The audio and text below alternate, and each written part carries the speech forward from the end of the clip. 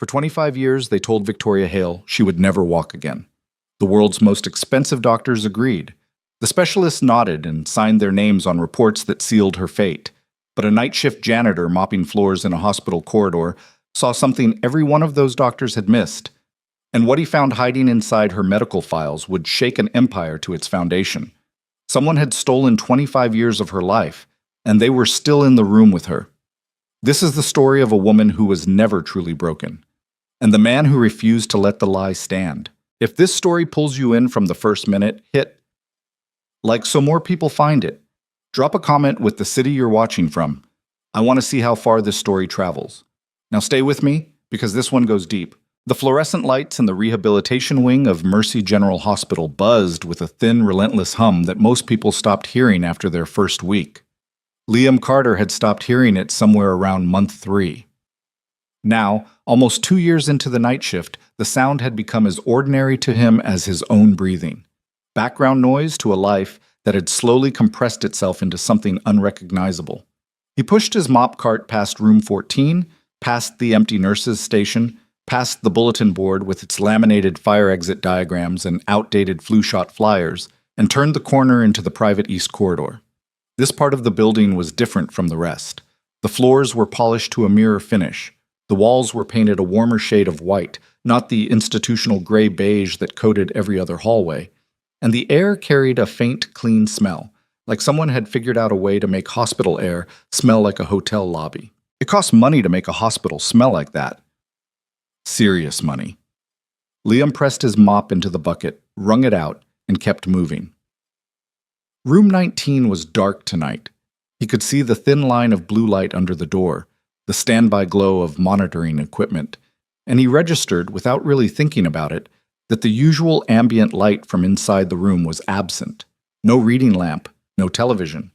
He almost kept going. He almost did. But something made him slow down. Not a sound exactly. More like the absence of one. A particular kind of quiet that didn't feel like sleep. Liam stopped, set his mop against the wall, listened. Nothing. Then, very faint, a sound like something being dragged, fabric against a hard surface. He knocked twice, soft. "Ma'am? Everything okay in there?" No answer. He tried the door. It wasn't locked. The private rooms on this wing never were, not unless requested, and he pushed it open just enough to lean his head inside.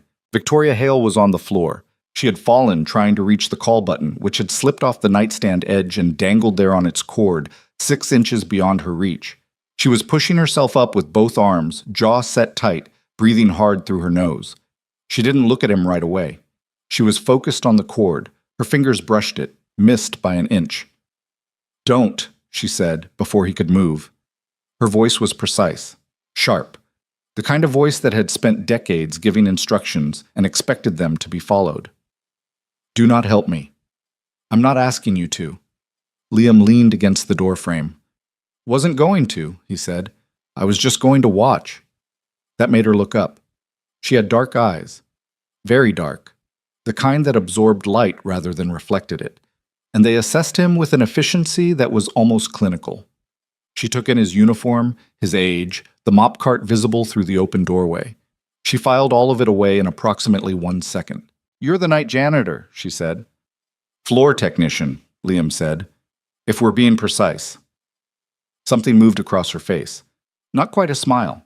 More like the possibility of one, briefly considered and then set aside for later. She reached for the cord again. Her fingers closed around it. She pressed the call button, set it back on the nightstand, and then spent the next 90 seconds pulling herself back onto the bed without any help, using upper body strength that most people with functioning legs didn't have. It wasn't graceful. It wasn't smooth. Her hospital gown bunched at the wrong moments, her arms shook near the end, and she made a sound like she'd bitten something when she finally got her weight onto the mattress. Liam watched the whole thing without moving. When she was settled, she turned her head and looked at him again. "You're still here." "You're in my section," he said. "I've got another 40 feet of corridor after this. You fall again and nobody finds you for 3 hours? That's going to be a lot of paperwork for me." The possibility of a smile again, slightly more real this time. "What's your name?" "Liam. Liam Carter." "Victoria Hale," she said. like he didn't already know, like she needed to say it herself to make it official. "I know who you are," Liam said. "Does that change how you're standing there?" He thought about it. "No." She looked at him for another moment, then she reached over and turned on the reading lamp. The room warmed. "You can finish your section," she said, "and if you want to say something when you pass by on your way back, the door will be open." That was in November. By January, Liam was spending 20 minutes at the end of his shift sitting in the chair beside Victoria Hale's bed, talking about whatever came up. By February, the 20 minutes had stretched to an hour. He was still punching out on time. He'd learned to move faster through the rest of his section. And nobody on the night staff paid much attention, because nobody paid much attention to anything in that corridor after midnight. They talked about all kinds of things. His son, Noah, her company, Hale Medical Group, one of the largest private healthcare conglomerates in the country, which struck Liam as grimly ironic, given that its founder was currently a long-term patient in one of its own rehabilitation facilities. They talked about her father, who had built the original company and died when Victoria was 22, just 2 years after her accident. They talked about the weight of running something you inherited from someone you were still grieving. She was 30 years old and she had been in a wheelchair since she was 5. The accident had happened on a private road near her family's estate.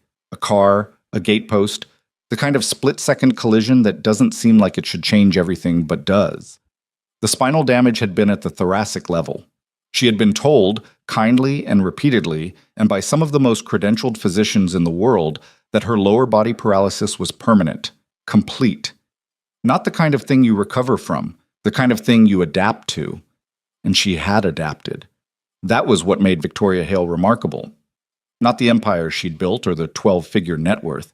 It was the sheer grinding efficiency with which she'd adapted to a world that wasn't designed for her, and then reshaped that world into something that fit. Her office building had been custom architected when she bought it. Her vehicle was bespoke. She had never asked for help that she didn't need, and she had never accepted pity in any form. But she was also, Liam had begun to realize, profoundly exhausted. Not from the paralysis, from the pretending, from the performance of certainty that every person in a position of power has to maintain, especially women in wheelchairs, especially women in wheelchairs running billion-dollar companies in rooms full of men who are always, in some small part of their minds, waiting for her to fail. "Do you get tired of it?" he asked her one night. February, cold outside. The heating vents in the wing clicked steadily. Of what specifically? All of it. The board meetings, the press stuff, the whole version of yourself you have to perform. She was quiet for a moment, not offended, thinking. "I get tired," she said, "of people deciding what my limits are before they've bothered to understand them." Liam nodded. He understood that in a different context, but he understood it. "Does your therapy team do that?" "My therapy team," Victoria said, with a careful flatness that meant something, "is excellent at what they do." It was the way she said it, the exact deliberate neutrality of it. Liam had been a janitor long enough to know that when someone speaks with that kind of careful flatness about something, they've practiced not saying more. He let it go that night, but he thought about it for a week.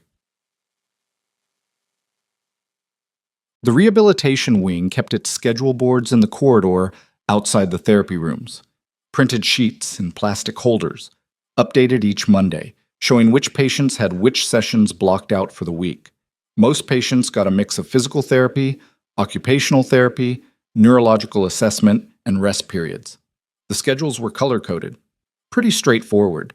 Victoria's schedule, Liam noticed one Thursday night, had a lot of gray on it.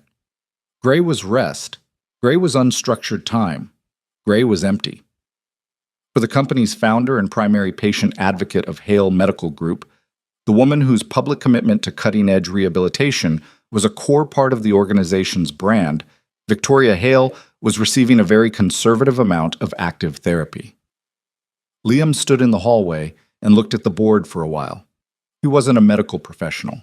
He knew that. He'd taken a few continuing education courses at the community college, basic anatomy, medical terminology, because he'd thought at one point about training as an EMT before Noah's situation made the scheduling impossible. He understood enough to know that he didn't understand much, but he understood schedules. He understood gaps. He understood what it looked like when something was structured to keep someone occupied rather than to help them progress. He didn't say anything to Victoria yet. Instead, he went to the archives room. The hospital archives occupied half a basement level that smelled like old paper and industrial lubricant from the building systems running overhead. Medical records from before digitization were stored in bankers' boxes stacked on metal shelves, organized by year and then alphabetically. It wasn't complicated to find things if you knew how to look and had legitimate reasons to be in the building at 2 in the morning. Liam had been moving through this building for almost 2 years. He knew which doors were unlocked and when. He knew which staff members stayed at their stations and which ones drifted. He wasn't proud of the fact that he'd mapped the building's rhythms the way a person maps a neighborhood they've lived in long enough to feel uneasy. But that knowledge existed in him now, and it was useful. He found the Hale files in less than 20 minutes. They were thicker than he expected. Victoria had been at Mercy General, or connected to it in some official capacity, since before she was old enough to have a say in her own care. The early records were from other institutions, transferred in and filed here. He leafed through them quickly, not reading, just getting a sense of the shape of the thing. 3 separate folders: original treatment records, transfer summaries, and a third folder, thinner, with a white label that someone had written on in faded blue ink: Review, Archived. He opened the third folder. Inside were 6 documents, consultation reports from physicians he didn't recognize. The names were real enough, and several had institutional headers from major medical centers. He read them slowly, or as slowly as he could while standing in a basement at 2 a.m. with a flashlight because the overhead bulb in that section had been out for 3 weeks. The reports were from a 7-year window. Victoria would have been between 9 and 16 years old. They were written in the dense, precise language of neurological specialists, and Liam had to work through some of the terminology. But the conclusion he kept arriving at, reading and rereading certain sections, was consistent across multiple independent assessments. Residual neural activity detected in L1 to L3 segments, inconsistent with complete lesion classification. Recommend expanded diagnostic protocol before confirming permanent SCI designation. Patient demonstrates atypical motor response patterns during passive range testing. Current treatment plan does not reflect the full scope of potential intervention available. We do not believe the evidence supports a diagnosis of permanent complete paralysis at this time. We strongly recommend referral to the specialist program at Redacted for further evaluation. Redacted. Liam went back through the other documents. 2 more redactions, one in a footnote, one in what looked like a referral form. The redactions weren't digital. They were physical. Dark marker, applied to the paper. Someone had blacked out the names of programs and facilities that had been recommended to treat Victoria Hale as a child. Liam stood in the basement with those 6 pages in his hands and felt a cold that had nothing to do with the temperature. He put the folder back exactly as he'd found it. He went upstairs and finished his shift. He punched out and drove to the 24-hour diner on Fletcher Street and sat in a booth by the window with a cup of coffee he didn't drink, and he thought for a long time. He told himself it might mean nothing. Records got redacted for legal reasons. Facilities closed, programs got discontinued, referring physicians died or retired, and institutional affiliations became complicated. There were 100 bureaucratic explanations for redacted names in a 30-year-old medical file. He also knew, in the part of himself that didn't deal in comfortable explanations, that redacted names in a file that was supposed to be supporting a child's long-term care was not normal. He spent the next 2 weeks researching. It was slow work, and it had to happen in pieces. During breaks, on his nights off, sitting at the kitchen table after Noah was asleep with his laptop and a cup of instant coffee, searching names and institutions and medical programs from the late 90s and early 2000s. The specialists whose names appeared in those reports were findable, most of them. Several had published extensively. 3 were still practicing. 2 were retired. 1 had died in 2011. Liam reached out to the retired ones first. He identified himself as a healthcare worker conducting background research, which was technically true if you squinted, and asked broad questions about treatment programs from that era. Most didn't respond. 1 responded curtly and formally, and 1, a retired neurologist named Dr. Raymond Birch, who had spent 30 years studying incomplete spinal cord injuries before retiring to a small town in Vermont, wrote back a detailed, careful, and deeply troubled email. I treated several patients in that cohort, Birch wrote. 2 of them achieved significant recovery outcomes through the experimental stimulation program I was running at the time. A third patient, I cannot provide identifying information, was referred to me based on presenting indicators that strongly suggested incomplete injury classification. That referral was withdrawn before the patient was ever assessed in my program. I never understood why. I tried to follow up twice through official channels and was told the case had been closed. The timing of that withdrawal and the lack of explanation has bothered me for 30 years. I hope your research finds what it's looking for. Liam read that email 4 times. Then he made a decision that he knew was going to complicate his life considerably. He told Victoria. He didn't lead with the documents. He didn't come at it with a theory. He just started asking her questions, careful ones, tucked into their regular conversations, about what she remembered of her early treatment, who made decisions, who held the files. Victoria noticed immediately. "You're not asking these things randomly," she said one night. It was late March. Rain against the windows. She'd been reviewing quarterly projections on her tablet and had set it face down when he came to the door, which meant she'd been waiting. Something happened. "I found something," Liam said. "I don't know what it means yet." "Show me." "Not yet. I want to be sure first." Her expression sharpened. She was used to people being careful with information around her. Selective, protective, managing. The idea that someone might be careful with it for her, rather than from her, seemed to catch her slightly off guard. "Liam, I know. If there's something in my files, I know," he said. "Give me a week." She looked at him for a long moment. She had the eyes of someone who'd been lied to by careful, professional people for most of her life, and she was very good at reading faces. Whatever she saw in his made her sit back. "1 week," she said. In that week, Liam drove to 3 different medical facilities in the region, talked his way into 2 records departments with varying degrees of success, and made 6 more contact attempts with former staff of rehabilitation programs that had operated in the early 2000s. He found 2 more pieces. The first was a transfer authorization form from when Victoria was 12, moving her primary care from one specialist group to another. The form was routine, except that in the section where the referring physician was supposed to sign off, the signature was absent. In its place was a typed note. Authorization provided by Executive Guardian Representative per power of attorney documentation on file. Victoria's father had been alive when she was 12. He was in excellent health. He had not been incapacitated in any way that would have required someone else to act as his representative in medical decisions for his daughter. The second piece was harder to find and harder to understand. It was a brief internal memo from a hospital administrator written in 2003, referencing a policy decision about Victoria's care plan. The memo was mundane on its surface, scheduling, insurance coverage structure, long-term care protocols. But buried in the second paragraph was a single sentence that Liam read and then read again until it stopped feeling surreal. Per instruction from the primary executive managing the Hale family account, the patient's treatment classification is to remain unchanged and no new specialist referrals are to be initiated without prior approval. The primary executive managing the Hale family account, not Victoria's father, not her doctors, an executive.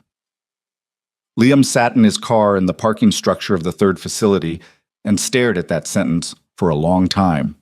Then he drove back to the city. He told her everything that night. He sat in the chair beside her bed with the documents, photographs he'd taken on his phone, arranged on the screen of his tablet, and he walked her through it. He didn't editorialize. He didn't try to construct the full picture. He just showed her what he'd found and what he'd been able to confirm and where the gaps were. Victoria didn't speak for most of it. She sat very still with her hands in her lap and her face completely controlled in a way that Liam had come to understand was not coldness, but its opposite. The way she contained things that were too large to let out in a hospital room at midnight. When he was done, she was quiet for a full minute. "Who is the executive?" she finally said. "I don't know yet. The documents don't name them. They reference the position. Someone who has authority over what they called the Hale family account. That's not a medical term. No, Liam said. It's a financial one. Victoria's jaw tightened slightly. My father set up a family management trust before he died. He was already sick when I was 20. He put a senior executive in charge of both the business and the family legal structure until I turned 30 and could formally take control. Did you turn 30? 2 months ago. And did you formally take control? She looked at him. Something behind her eyes had gone very quiet and very focused. I'm supposed to, she said carefully, pending the completion of my medical review. A board determination about whether I'm capable of resuming full executive authority given my ongoing condition. Who determines that? She didn't answer right away. Who determines that, Victoria? The trust executive, she said, and the board he controls. The rain hit the windows. The monitoring equipment beeped its slow, steady rhythm. Liam, she said. Yeah. This is bigger than missing referrals in an old file. I know. She turned her head and looked out the window at the wet, dark city below. I've been in this building for 8 months, she said. Her voice was very even. I requested an extended stay for intensive rehabilitation. I thought it would help. I thought maybe this time something would be different. She paused. I've been asking my therapy team for 6 months about escalating the program. They keep telling me the plan is appropriate and we should proceed carefully. They keep telling me my progress is good, but gradual. Patience. A short, precise sound. Not quite a laugh. I've been told to be patient for 25 years. You've been told a lot of things, Liam said. She turned back to him. Her dark eyes were bright in the low light, and he could see the things she was containing. Not grief exactly, and not anger exactly, but some compound of both that had been building pressure for a very long time. I need you to keep going, she said. Whatever you've been doing, I need you to find the name. I will, Liam said. This could get complicated.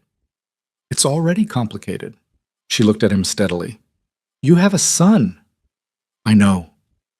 I'm not asking you to... Victoria, he said it quietly. I'm not doing this because you're asking me to. I'm doing it because somebody spent 25 years stealing something from you, and I found it, and I can't unknow that. He picked up his tablet. So I'm going to keep going. She was quiet. Then, thank you. Don't thank me yet, Liam said. He stood up and looked at her for a moment in the warm circle of the reading lamp. Get some sleep. He went back out into the corridor, collected his mop cart, and finished his section. The fluorescent lights buzzed, the hospital breathed around him in its nighttime rhythms. Somewhere down the hall, a monitor beeped. Somewhere below, the city went on doing what cities do. Liam Carter pushed his cart to the end of the east wing and stood there for a moment, looking at the polished floor and the warm painted walls and the door to room 19 where a woman who had been lied to for most of her life was trying to sleep. Then he pulled out his phone, opened his notes app, and wrote down everything he still needed to find. There was a lot. He started at the top and worked his way down. Yes. 2 days later, he called Dr. Raymond Birch in Vermont. Birch answered on the third ring. His voice was careful and dry, the voice of someone who'd spent a career saying precise things in difficult situations. You're the one who emailed, Birch said. It wasn't a question. Yes, sir. You said you were a healthcare worker. I am. Night shift, Mercy General. A pause. That's where the Hale woman is. Yes, sir. Another pause, longer. What exactly are you telling me? I'm telling you, Liam said carefully, that I think the patient whose referral was withdrawn, I think I might know who she is, and I think her situation hasn't changed because someone made sure it wouldn't. The silence on the line stretched out long enough that Liam started to wonder if Birch had set the phone down. Then the old man said very quietly, Send me what you have. Liam exhaled. Okay. I'm not promising anything, Birch said. I'm 71 years old and I've been retired for 6 years, and if this is what I think it might be, there are going to be people with a lot more resources than either of us who don't want this to go anywhere. I know, Liam said. So you understand what you're starting? I think so. No, Birch said, and his voice was neither unkind nor particularly gentle. You don't, but you will. He hung up. Liam stood in the parking lot behind the hospital in the cold March air, watching his breath mist and dissolve. Noah had a therapy appointment in 4 hours. Liam needed to sleep. He had 18 hours until his next shift started. He got in his car and drove home, and he lay down on his bed without changing his clothes, and he stared at the ceiling for a long time, running through names and documents and gaps in his head, arranging and rearranging the pieces of a puzzle he still couldn't see the full shape of. Somewhere in another part of the city, in a hospital room with warm walls and monitored breathing and a reading lamp left on against the dark, Victoria Hale was doing the same thing. They were both, in their different ways, just beginning to understand what they were up against. Dr. Raymond Birch called back 48 hours after Liam sent the files. It was 6:15 in the morning. Liam had been awake since 5, sitting at the kitchen table with Noah's cereal bowl from the night before still in the drying rack and a cup of coffee going cold beside his laptop. He'd been looking at the same document for 20 minutes without actually reading it, the kind of exhausted staring that passes for thinking when you haven't slept properly in a week. His phone buzzed. Vermont area code. "I've looked at everything you sent me," Birch said, without preamble. "I need you to understand something before we go any further. What you're describing, if the pattern holds, this isn't a documentation error.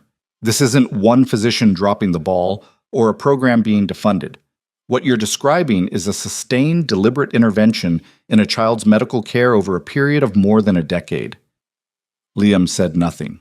He'd known this, in some part of himself, since the night he'd stood in the basement with a flashlight. Hearing it said aloud by a 71-year-old neurologist in Vermont made it feel different, heavier. "The referral that was withdrawn," Birch continued, "the one I mentioned in my email. I went back through my records last night. I still have paper files from that period. I kept everything, habit of the field. The referral came through a standard channel, a colleague of mine at a regional center. The patient was a minor. The clinical notes accompanying the referral described exactly the kind of incomplete injury profile that my program was designed to assess." A pause. 2 days before the scheduled intake appointment, I received a phone call from an administrative representative. Not a physician, an administrator. They told me the family had decided not to pursue the referral. I asked to speak with the attending physician. I was told that wasn't possible. I asked for a written confirmation of the family's decision. I never received one. "Did you try to follow up with the family directly?" The patient was a minor. Access to the family went through the administrative structure of the institution managing her care. I had no independent means of contact. Birch's voice carried something that wasn't quite guilt, but was adjacent to it. The particular discomfort of a person who had done the right thing within the system and always suspected the system had failed them. I filed a concern report with the relevant medical board. "I don't know what happened to it." Liam pressed his palm against the kitchen table. "Dr. Birch, if that patient were to come to your program now, 30 years later, what would you be looking for?" A long pause. "The science has moved considerably since then," Birch said slowly. "What we were doing in the early 2000s was relatively primitive by current standards. But the fundamental question, whether the injury was truly complete, whether there was residual neural pathway activity that could be stimulated and developed, that question can still be answered. With modern imaging and electrophysiological assessment, we'd know within a few sessions whether there was anything to work with. And if there was, then the question becomes how much function can be recovered and over what timeline and at what cost in terms of pain and effort. Recovery from a long-standing incomplete spinal injury is not, I want to be honest with you, it is not a simple thing. It's not a switch you flip. It's months, possibly years, of intensive rehabilitation. It's setbacks. It's a great deal of pain. But it's possible. If the original assessment was correct, if she was misclassified, if the injury was incomplete and the residual pathways were left unstimulated for decades, then yes, the possibility exists. It is significantly harder now than it would have been when she was 9 or 12 or 16. The neural pathways that go unused for 30 years don't disappear entirely, but they atrophy. Reconnecting them requires aggressive, specialized intervention. Another pause. It also requires that the patient want to do it. That part is not small. After he hung up, Liam sat still for a minute. Then he got up and woke Noah for school. His son was 8 years old and walked with a leg brace on the left side, a congenital condition that affected his gait and required ongoing physical therapy that insurance covered about 60% of, which meant the remaining 40% came out of whatever Liam could put aside from his hourly wage after rent and groceries and utilities. Noah was a cheerful, stubborn kid who had inherited his father's tendency to observe things carefully before speaking, and who had recently developed a deep and exclusive interest in trains that Liam encouraged because it was specific and specific interests were good. "You look tired," Noah said, over his cereal. "I am tired." "Did you not sleep again?" "I slept some." Noah considered this with the judicial air of an 8-year-old who had heard this answer before and had formed a settled opinion about its accuracy. "You should sleep more." "You're right," Liam said. "Eat your breakfast." He drove Noah to school, came back, slept for 3 hours, and was back at Mercy General by 2 in the afternoon, 6 hours before his shift started. He had a different kind of business there today. The therapy scheduling coordinator was a woman named Darlene who had worked the day desk in the rehabilitation wing for 11 years, and who had, in Liam's experience, the patient but fundamentally immovable energy of someone who has seen every variety of human problem and resolved most of them with a laminated policy sheet. He caught her during the afternoon lull, when the corridor was quiet and the therapy rooms were between sessions. "I have kind of an unusual question," he said. Darlene looked up from her monitor. She recognized him. They'd had dozens of brief corridor conversations over 2 years, but her expression was cautiously neutral in the way that people's expressions get when someone from outside their lane starts asking questions about things inside it. "I'm not going to pretend this is routine," Liam said, "because it's not. I'm asking about a specific patient's therapy schedule, and I know that's not something you'd normally discuss with the cleaning crew." "That's correct," Darlene said. "I'm not asking for medical information. I'm asking about the scheduling structure. Whether the schedule for a particular patient reflects the standard protocol for their classification, or whether there's been some kind of deviation from standard practice." Darlene's expression had shifted from cautiously neutral to specifically attentive in the way that someone's face shifts when they recognize that a conversation is more serious than it appeared. "Who are you asking about?" "Victoria Hale." She was quiet for a moment. Her hands moved to her keyboard but didn't type anything. "Why are you asking me this?" "Because I've been looking at her schedule board for 2 months and something doesn't look right to me. And I don't have the medical background to know whether I'm wrong about that." "You're night shift maintenance," Darlene said. "I am." "This is significantly outside your job description." "I know that too." She looked at him for a long time.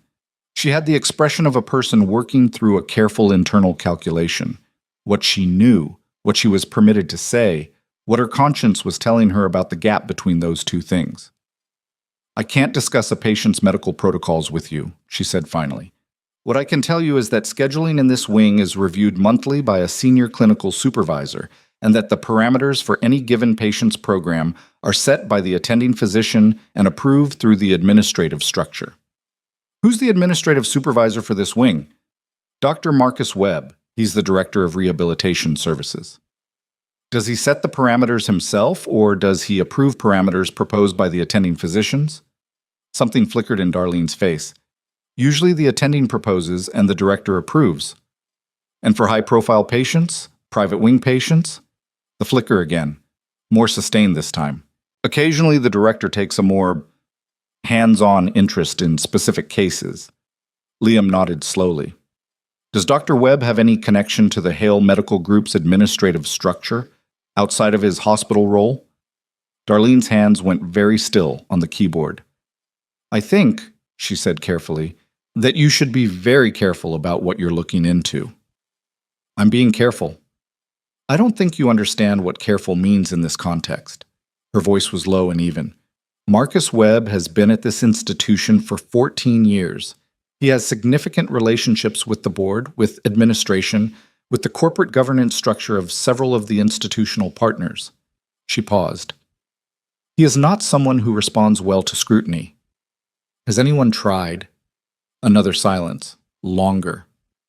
"A physical therapist," Darlene said at last, very quietly, "raised a concern about a patient's progress evaluation 18 months ago. She filed an internal report suggesting the treatment plan wasn't aligned with current best practices. She stopped. What happened to her? She doesn't work here anymore. Liam held Darlene's gaze. Did she leave voluntarily? Her contract wasn't renewed, Darlene said. The official reason was a restructuring of the PT department. She turned back to her monitor. Her face had closed down. I've told you more than I should have. I suggest you be very careful, Mr. Carter, for your own sake. Liam thanked her and left. He sat in his car in the parking garage for 15 minutes, running his thumb over the edge of his phone, thinking about Noah's therapy appointments, and the 40% gap, and his lease, which was up in July, and whether any of this was something he could walk away from if he chose to. He couldn't. He'd known that since the basement. He started the car. Mom. He told Victoria that evening. She listened without expression, the contained stillness she used when information was too significant to process with her face, while he laid out Birch's assessment, Darlene's carefully indirect warning, and the connection forming between Dr. Webb and the administrative structure that had been managing her care. Marcus Webb, she said when he finished. Her voice was flat. You know him. He's been the director here since before I became a patient. He was recommended to me personally by my company's medical advisory board as the appropriate specialist to oversee my rehabilitation program. Recommended by who on the board? A beat. By the trust executive. The words sat between them. His name is Gerald Forsyth, Victoria said. She said it the way you say the name of something you've been looking at from a careful distance for a long time, without letting yourself see it clearly. He's been the senior executive managing the Hale Family Trust since my father structured it in 2002. He has been, in every formal sense, the second most powerful person in my company for 24 years. And he controls the board. He controls enough of it. The trust structure gives him proxy authority over approximately 40% of voting shares until the formal transfer of control is completed, which requires a medical clearance from Dr. Marcus Webb. She said it slowly, like she was hearing the shape of it for the first time, even though she'd been inside it for years. Who determines whether I am capable of resuming full executive authority? The room was very quiet. Victoria. Liam leaned forward slightly in the chair. Has Forsyth ever said anything to you about your medical situation? About recovery? About the program here? She thought about it. He has always been supportive, concerned. He visits regularly. He's been present at several of my consultations with Webb. She paused. He cried when I first arrived here. He held my hand and said he hoped this program would finally give me some answers. A short, precise pause. He seemed very sincere. How much is the company worth? Victoria looked at him. Hale Medical Group's current market capitalization is approximately $11 billion. Liam sat back. $11 billion. A man who controlled 40% of the voting structure of an $11 billion company through a trust that remained active only while its designated beneficiary was medically incapacitated. He needed you to stay in the chair, Liam said. Victoria didn't answer. Her hands were very still in her lap. Her face was controlled, but there was something at the edges of it, around her eyes, in the set of her jaw, that was shifting. Something that had been locked into a particular position for a very long time and was beginning, slowly and painfully, to move. I need to make a phone call, she said. To who? To my personal attorney, the one Forsyth doesn't know about. She looked at Liam directly. I'm not entirely without resources. I've spent the last 18 months quietly restructuring certain things. I didn't know what I was preparing for. I thought I was just being cautious. A pause. Maybe some part of me knew. What does your attorney need? Everything you have. Every document, every photograph, every email from Birch. I can have it organized and sent tonight. Good. She reached for her tablet, then she stopped and looked back at him. Liam. Yeah. How's your son? The question landed differently than he expected. After everything they'd just been through in that conversation, the sheer ordinariness of it. He's good, Liam said. He's really into trains right now, like the history of railroad infrastructure. He made me watch a 2-hour documentary about the Transcontinental Railroad last weekend. Something softened in Victoria's face. Real softness, not performed. How old is he? 8? Does he know what you do at night? He knows I clean things. He thinks that's pretty normal. Liam paused. He's a good kid. Better than I deserve, honestly. His mother, she left when he was 2. It's been a while. He said it simply, without the weight that it used to carry. Some things just became facts eventually. Victoria nodded slowly. She didn't offer condolences. He appreciated that. Get me those documents, she said.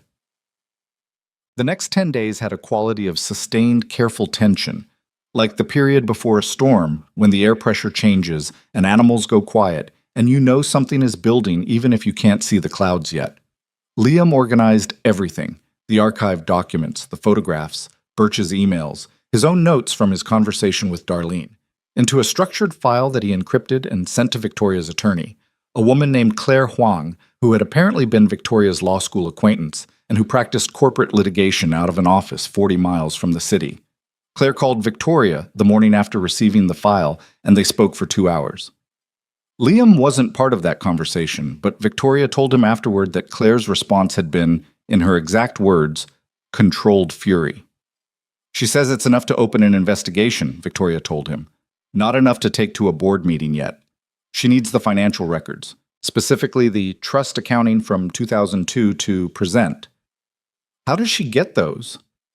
Very carefully, through channels that Forsyth doesn't monitor. Victoria paused. She also wants to speak with Birch directly. She thinks a signed statement from him about the withdrawn referral could be significant. Liam reached out to Birch again. The old man agreed without hesitation, though he insisted on doing it by phone rather than video, which Claire found acceptable. While that was happening, Liam was also spending his nights moving through the hospital with a slightly different kind of attention. Not reckless. He was deliberate about not drawing attention, but observant in a way that was now purposeful rather than incidental. Dr. Marcus Webb was in his late 50s. He moved through the rehabilitation wing with the practiced ease of a man who owned it, which in some institutional sense he did. He was present for Victoria's weekly evaluation sessions, which lasted 30 minutes, and which Victoria had described to Liam as consisting primarily of Webb asking her questions about her subjective experience of her condition while referring to notes he never showed her. Liam had never been able to directly observe one of these sessions. But he noticed things in the margins. Webb arriving in the corridor before those sessions looking unhurried and leaving afterward with the specific briskness of someone who had completed a task. The way Webb's 2 regular clinical assistants, both of whom reported directly to him rather than to the general PT department, moved around Victoria's room with a proprietary air. The way they sometimes took files from the cart outside her door to the director's office rather than to the central records area. He noticed something else too. Webb made a phone call from the private alcove at the far end of the east corridor every Thursday at approximately 11:45 at night. Liam had seen him there twice, standing half-turned toward the wall, speaking in a low voice. The third time Liam saw him there, he moved his cart closer than usual and worked slowly on a stretch of floor he'd already cleaned. He couldn't hear specific words, but he heard the cadence, short clipped statements, pauses, the kind of rhythm that comes from giving updates to someone who asks pointed questions. Thursday nights, weekly updates. Regular and deliberate. He mentioned it to Victoria. Thursday nights, she said. Every week, same time, same spot. Forsyth's standing call is Thursday nights, she said slowly. He has a standing executive check-in call with the board's administrative committee every Thursday at 11:30. She looked at Liam with an expression that had gone still and very focused. He added it to my own calendar once by accident when he was setting up a meeting. He laughed it off. I forgot about it. You didn't forget about it, Liam said. She looked at him. You remembered it just now. She said nothing, but her jaw set in that particular way. Then things shifted. It was a Wednesday night, 3rd week of April, and Liam was in the supply corridor when he heard voices coming from Webb's office. This was unusual. Webb didn't work late on Wednesdays. Liam moved quietly and positioned himself at the end of the connecting hallway where the sound carried through a ventilation gap above the office door. 2 voices. Webb's, which he recognized, and another, older, measured, with the careful precision of someone who chose their words with cost in mind. She's been asking questions, the second voice said. My sources indicate she's been in contact with outside counsel. That's not necessarily she's always had an attorney. Not this attorney. Claire Huang. Huang specializes in corporate fraud litigation. A pause. This is no longer a containment situation, Marcus. We need to accelerate the timeline. The timeline for what, exactly? Webb's voice had a strained quality. You want me to file the capacity assessment early? The board will question the change in schedule. Tell them her condition has shown concerning regression. Document it in the current evaluation cycle. I need the formal assessment completed and filed before the end of May. Gerald, before the end of May, Marcus. No ambiguity in it, no discussion, a silence. And the janitor, the second voice continued. Liam stopped breathing. I don't know what you're referring to, Webb said. The night maintenance employee who's been spending time in her corridor. My people noticed him in the archives 3 weeks ago. I'd like to know who he is and why he was there. A longer silence. I'll look into it. Do more than look into it. I want him reassigned off this wing, tonight if possible.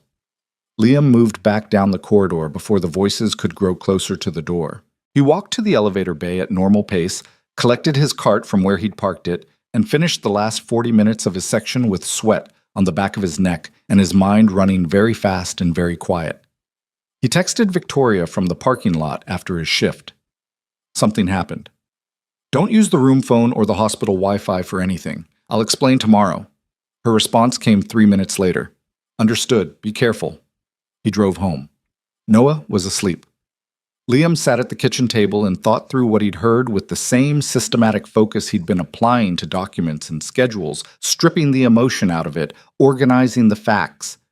Forsyth had people watching the wing, possibly watching Liam specifically. Webb was going to manufacture a regression in Victoria's condition to support an early capacity assessment, which meant, under the trust structure, that Forsyth could delay or block the transfer of control indefinitely, potentially permanently restructuring the governance so that transfer became impossible. And someone, Webb, Forsyth, one of their people, was going to try to remove Liam from the equation. He had maybe 48 hours before his reassignment came through, possibly less.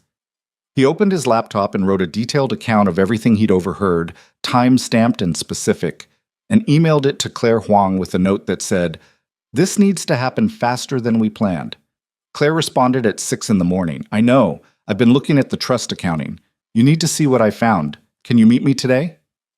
Claire Huang's office was in a converted Victorian row house 40 miles from the city, the kind of office that looked like it was designed to make you feel calm, which Liam suspected was tactical on her part. She was 40, compact and precise, with the particular stillness of someone who spent their days building arguments out of complicated information. She had a lot of paper spread across her conference table. Sit down, she said. No small talk. I'm going to show you something, and I need your reaction, because you've spent more time inside that institution than I have. She walked him through the trust accounting in broad strokes. She was careful about what she showed him in full and what she summarized, which told him the legal angles were already in play.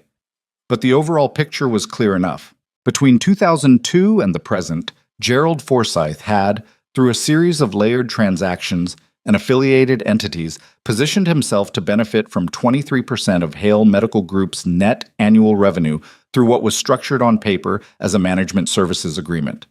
23% of the annual revenue of an $11 billion company. Not the valuation, the annual revenue, which ran to roughly $3 billion per year for 24 years. That's, Liam started. Over $500 million, Claire said. Conservatively. Possibly more when you account for the equity positions. She sat down across from him. He didn't steal it outright.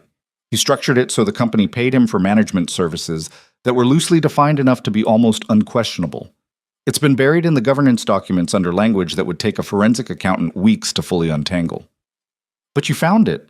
I found it because I was specifically looking for it, and I know what these structures look like. She folded her hands on the table. Liam, the moment Victoria formally takes control of this company, she can order a full audit. Within 60 days, this would be exposed. He has known that for years. Keeping her in that chair, Keeping her officially incapacitated is worth $500 million to Gerald Forsyth. The room was very quiet. We need to move, Claire said. Not in a week. I need to file injunctive motions by Friday that would freeze Forsyth's authority to act on the trust before Webb can file that capacity assessment. But to do that, I need Victoria to sign several things. And I need one more piece. I need documented evidence that the treatment suppression was directed by Forsyth specifically. Right now I can show financial motive and administrative pattern. I need the link between Forsyth and the early decisions about her care. Birch's statement gets me close. It doesn't close the loop. I need something from inside the institution, something that shows Forsyth's direct involvement in decisions about her medical care. Liam looked at the papers on the table for a moment. Then he thought about the file in the basement, the third folder, the memo that referenced the primary executive managing the Hale family account. I know where it is, he said. Claire looked at him carefully. How would you access it? The same way I accessed it before. That's not admissible if it's obtained improperly. I photographed existing institutional records in an area I have legitimate access to during the course of my employment. I didn't remove anything. I didn't break anything. He paused. I've already been in there once. I know what's there. She considered that. Get me a clear, complete photograph of that memo, everything on it. Date, header, the full text, every word. A pause. And be careful. If what you overheard last night is accurate, Forsyth is already watching. I know. She gathered some of the papers from the table. I need Victoria's signatures this afternoon. Can you? I'll get her on the phone with you. In person is better. Can she? I'll figure it out. Getting Victoria off the hospital's network was simple enough. Liam's personal hotspot, a brief explanation, and Victoria's unsurprised expression when she understood why. Getting her in a private space for a call with Claire required slightly more creativity, but the hospital had a small garden terrace at the east end of the building that was underused in the shoulder season of spring and that Victoria could access from the rehabilitation wing with reasonable privacy. They managed it that afternoon. Liam ran interference, not dramatically, just by being where he was supposed to be and moving naturally, while Victoria positioned herself in the corner of the terrace farthest from the building entrance. The call lasted 40 minutes. When it was over, Victoria was very still in her chair, looking at the spindly April trees along the terrace edge. Claire explained the financial structure, she said when Liam sat down on the bench beside her. Yeah. 24 years. Her voice was level, terrifyingly level. He sat across from me at board meetings. He came to my birthday dinner. He put his hand on my shoulder at my father's funeral and said, She stopped. Her jaw worked slightly. He said my father would have been proud of what the company had become. Liam didn't say anything. The company my father built, she said, the one my father asked him to protect. She let out a breath that was slow and hard and not quite steady. Gerald Forsyth was my father's closest friend. That was the piece Liam hadn't known. He sat with it. I'm sorry, he said. Not a performance, just the truth of it. Victoria was quiet for a moment. The trees moved in a slight cold wind. Somewhere on the street below, a car horn sounded and faded. When my father was dying, she said, he told me Forsyth would look after things, that I didn't need to be afraid, that there would be someone who knew the company, knew the family, knew how everything worked. She paused. He said it like it was a gift. Liam looked at her profile, the controlled, precise line of her face, and the thing that was moving underneath it, pressing against the surface from the inside. He wanted to protect you, Liam said. He just chose the wrong person. Victoria's throat moved, one small motion of swallowing something down. I need that memo, she said. I'm getting it tonight. She turned to look at him. Her dark eyes were very steady. You understand that if they're watching this wing, you going back into that basement is a risk. I'll be careful. Liam. Something in her voice shifted. Not softer exactly, but more direct, like she'd set down something she'd been carrying at a careful distance. I need you to understand that this is not, I'm not asking you to risk your job or your son's stability or anything else because of me. You didn't choose this. You found something and you came to me with it, and I am grateful for that. But it doesn't mean you owe me anything. He looked at her for a moment. I know that. Then why? Because it's the right thing, he said simply. And because I'm going to be pretty annoyed with myself for the rest of my life if I stop now. She held his gaze for a moment longer, then she turned back to the trees. Get the memo, she said. Yeah. He went back inside. That night, Liam moved through his section at normal pace, at normal times, and nothing about it looked different from any other night. He finished the east corridor, cleaned the utility alcove, refilled 2 supply stations, and at 2:17 in the morning, walked down to the basement with his cart. He'd been thinking about the surveillance angle since Claire's warning. The archives room had no camera. He'd checked that months ago, early in all this, without knowing why he was checking. The corridor leading to it had one camera, mounted at the far end, angled down. He knew its field of view from 2 years of cleaning that hallway. He approached from the perpendicular, stayed close to the wall below the camera's angle, and was inside the archives room inside of 45 seconds. The folder was where he'd left it. He found the memo in under 2 minutes. He knew exactly where it was. He photographed it 4 times from different angles, checking clarity after each shot. The institutional header was visible. The date was readable. And the sentence about the primary executive managing the Hale family account was clear and unambiguous. He was back in the main corridor in under 10 minutes. He transferred the photos to his encrypted cloud drive, sent them to Claire's secure email, and finished the last section of his shift.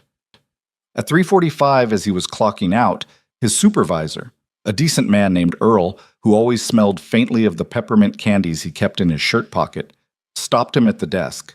Hey, Liam.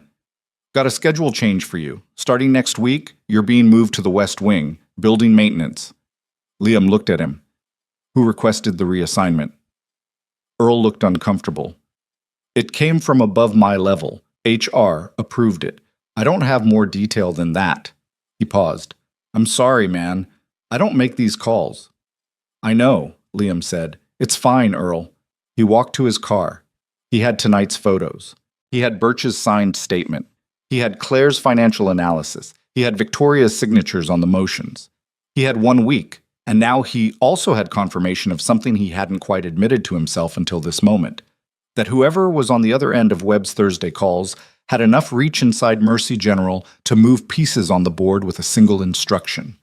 He sat in the parking garage with the engine off, in the quiet and the dark, and thought about a 5-year-old girl in a car accident and the decisions that got made about her life in the years that followed, and the man who'd been sitting in the room with her ever since, holding her hand and saying all the right things. Then he took out his phone and called Claire. She answered on the second ring. I got the photos, she said. It's enough. Good, Liam said, because we're almost out of time. Claire filed the injunctive motions on a Friday morning at 9:47, and by 11 the same day, Gerald Forsyth knew about it. Liam found out because Victoria called him, not on the hospital network, on his personal cell, which she now had, at 11:23, while he was at the grocery store with Noah picking out cereal. He knows, she said. Liam moved down the aisle away from his son. How fast? Fast enough that he was in my room by 11:15. He came in like a concerned friend, sat down, held my hand. She paused. He told me he'd heard I'd been working with outside counsel and that he was worried I was being taken advantage of, that there were people who preyed on wealthy patients in vulnerable situations, that he just wanted to protect me. What did you say? I told him I appreciated his concern. Her voice was very flat. I smiled at him for 10 minutes and waited for him to leave. Liam stood between 2 shelving units in the cereal aisle and looked at a box of Noah's preferred brand without seeing it. Did he threaten anything directly? Nothing direct. He mentioned casually that the medical review board takes a dim view of patients who become combative during their assessment period, that it can affect the clinical picture, that he hoped I was feeling stable. Another pause. He used the word stable 4 times in 10 minutes. That's a message. That's a very clear message. Noah had appeared at the end of the aisle, holding a different cereal box and looking at Liam with the patient, evaluating expression he used when he was trying to decide whether to interrupt. Liam held up 1 finger. Noah stayed where he was. Claire's motions, Liam said. Will they hold? She thinks so. The injunction would freeze Forsyth's trust authority for 60 days pending investigation. If the court grants it, he can't file the capacity assessment without court oversight. If they grant it quickly, within the week, we have time. A pause. If the judge takes longer, or if Forsyth can get it thrown out, Webb files the assessment and we lose the window. What does Claire need from us in the meantime? She needs Birch. Not just the signed statement, she wants him to appear before the court in a formal capacity if the injunction is challenged. She needs to know if he'll do that. I'll call him today. Liam? She stopped, started again. Forsyth is going to come after you, not personally. He'll use the institution. I think the reassignment is the first move. There will be others. I want you to understand that, and I want you to decide with clear information whether you want to continue. Liam looked down the aisle at Noah, who had started reading the back of the cereal box with his full studious attention. 8 years old, leg brace, Transcontinental Railroad, 40% of physical therapy costs coming out of Liam's pocket. I already decided, Liam said. Let me know what Claire needs. He hung up and walked back to his son. Can we get this one? Noah held up the box. That's mostly sugar. So is the other one. The other one is slightly less, mostly sugar. Noah considered the relative sugar merits of both options with genuine deliberation. Fine, he said finally, and put the box back. They finished the shopping. Liam drove home, put the groceries away, and called Dr. Birch from the back porch while Noah watched his railroad documentary. Birch listened to everything without interrupting. When Liam finished, there was a pause. You're asking me to testify, Birch said. Claire would need you available if the injunction is challenged. It might not come to that. But it might? Yes. Another pause. I'm 71 years old and I've been retired for 6 years and I live very quietly, Birch said. I have a vegetable garden and a dog, and I play chess badly against my neighbor every Tuesday. A beat. I've also spent 30 years knowing, in some part of myself, that something happened with that case that I never got to the bottom of. I filed a concern report and I watched it disappear and I told myself I'd done what I could. He was quiet for a moment. I'll do it. If it comes to that, I'll do it. Thank you. Don't thank me. Just make sure your attorney knows what she's doing. She knows what she's doing. Good. A pause. How's the patient? She's holding, Liam said. She's a lot stronger than anyone's given her credit for. That would fit, Birch said. The ones who've been fighting a long time usually are. The injunction hearing was scheduled for the following Wednesday. In the 5 days between Claire's filing and the hearing, things moved with the particular compressed intensity of a situation that had been slow building for months and was now accelerating towards something unavoidable. On Saturday, Liam was called into HR for a meeting about his reassignment. The woman across the desk from him was pleasant and impersonal in equal measure and explained that the West Wing maintenance position was a lateral move with no change in pay and that the transition was expected to be complete by the following Monday. When Liam asked why the East Wing needed a staffing change, she said it was a routine operational adjustment. When he asked who had initiated it, she said it had come through the departmental review process. When he asked which department, she printed out a form for him to sign acknowledging the reassignment and slid it across the desk. He signed it. There was nothing to be gained by refusing. On Sunday evening, he received a call from a number he didn't recognize. The man on the other end introduced himself as an investigator from the hospital's internal compliance office. He said there had been a report filed suggesting that Liam had accessed restricted areas of the building outside his authorized maintenance zone, and that the compliance office was required to investigate all such reports. He was very professional about it. He asked Liam to come in for an interview on Monday morning. Liam said he'd be there. He called Claire immediately after. They're building a case to terminate you, she said. If they can get you fired for cause before the injunction hearing, your access to Victoria is cut off and your testimony, if it comes to that, is compromised by the suggestion that you were operating improperly inside the institution. But can they actually fire me? I was in an area I had physical access to during my normal shift hours. Whether they can make it stick is secondary. They only need to get you off the campus and away from her before Wednesday. Claire's voice was precise and a degree grimmer than her usual register. Don't say anything at that interview that you're not comfortable with. You have the right to have someone present with you. Do I need a lawyer present? For an HR interview, technically no. Practically, it would be better. I can refer you to a labor attorney who can be there Monday morning. Okay? Liam, one more thing. I need you to understand the full shape of this. A pause. The financial irregularities I found in the trust accounting. I've shared a summary with a contact at the State Financial Crimes Unit. Not a formal referral yet. But if the injunction is granted Wednesday and the court orders discovery, the financial picture will become very clear very fast. At that point, this stops being a civil matter. Another pause. Forsyth is not going to let this get to that point without a fight. I don't know exactly what that looks like, but I want you to be prepared. After he hung up, Liam sat in the kitchen for a while in the quiet. Noah was asleep. The apartment was the way it always was at night, the small, ordinary accumulation of a life. Noah's sneakers by the door, a half-finished drawing on the kitchen table, the noise of the refrigerator cycling on. He thought about what prepared meant. He wasn't entirely sure he knew. The compliance interview on Monday morning was exactly what Claire had predicted. Careful, methodical, and designed to produce a documentation trail rather than to genuinely investigate anything. The labor attorney Claire had referred him to was a wiry man named Dennis Park, who arrived with a legal pad and a cup of coffee, and had the efficient, unsentimental quality of someone who'd sat through a lot of these and found them more tedious than intimidating.